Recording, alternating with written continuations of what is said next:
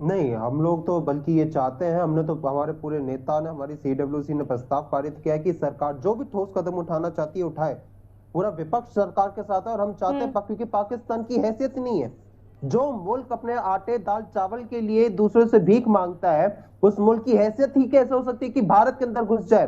तो ऐसे मुल्क पे तो भारत जी। सरकार को कड़ा से कड़ा प्रहार करना चाहिए कि वो कभी भी आतंकवाद की बात ना कर सके, हम्म। कभी भी भारत में घुसने की बात ना कर सके। और जवाब, मैं कल भी आपके शो पे बैठा तो मैंने कल भी कहा था कि जवाब ऐसा होना चाहिए जैसा इंदिरा गांधी जी ने दिया था कि पाकिस्तान में घुस के उसके दो फाड़ कर दिए थे।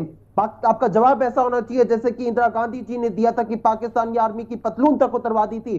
जवाब आपका ऐसा होना चाहिए कि पाकिस्तान के अंदर जो है, इंदिरा गांधी जी ने लाहौर में तिरंगा फहरवाने का काम किया था।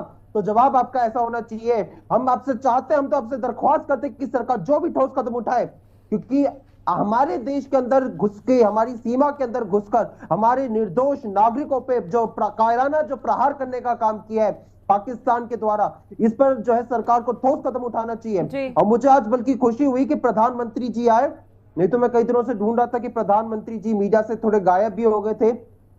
तो आज वो आए तो मुझे अच्छा लगा कि प्रधानमंत्री जी के यहाँ से थोड़ी हलचल हो रही है।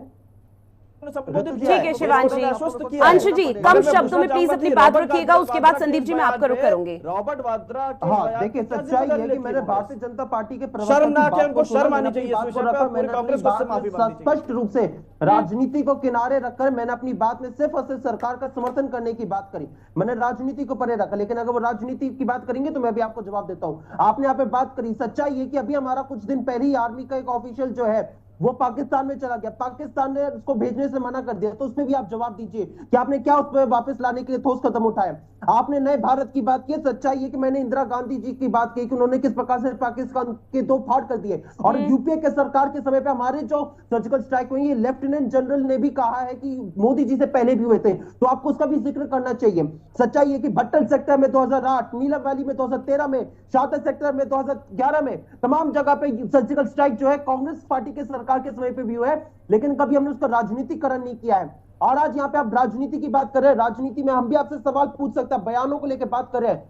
आज यहाँ पे बात होनी चाहिए कि किस प्रकार से इस देश में शांति अमन की बात हो, हिंदू मुसलमान सब लोग एक साथ होकर खड़े होकर आतंकवाद के खिलाफ कंडेम करें। लेकिन आपके सांसद निशिकांत दुबे अपने ट्विटर हैंडल पे हिंदू मुसलमान करने पे तुले हुए हैं। सच्चाई है कि आपके मंत्री इस देश में, जब आपको इस समय पे आपको अमन चैन की बात करनी चाहिए, पीयूष गोयल जी किस प्रकार से इस देश की जनता पे ही दोषारोपण करने का काम करे, मैंने उसकी बात नहीं करी है।